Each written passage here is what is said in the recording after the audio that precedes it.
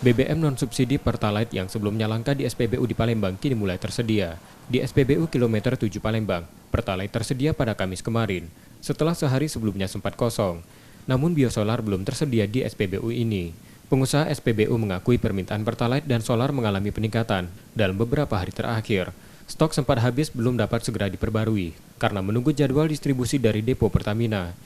Mengantisipasi lonjakan konsumen, SPBU akan menambah stok Pertalite dan solar. Kalau untuk stok kita tersedia, tapi kalau untuk habis atau enggaknya kita tidak tahu, soalnya tergantung dari pengiriman dari Pertamina. Kalau stok kita insya Allah ada, nggak pernah kita habis, nggak pernah. Paling habis-habisnya sebentar dia, nggak lama, nggak sampai seharian. Untuk beberapa hari ini sempat terjadi kosong, cuman sebentar, nggak lama itu. Kalau solar baru kosong tadi pagi, sekitar jam 9-an. Itu belum ada pengiriman. Meski sebagian Pertalite tersedia pada Kamis lalu, sejumlah SPBU masih mengalami kekosongan, seperti di SPBU Jalan Merdeka Palembang. Meski memperbarui ketersediaan, Pertalite kembali habis karena tingginya permintaan konsumen.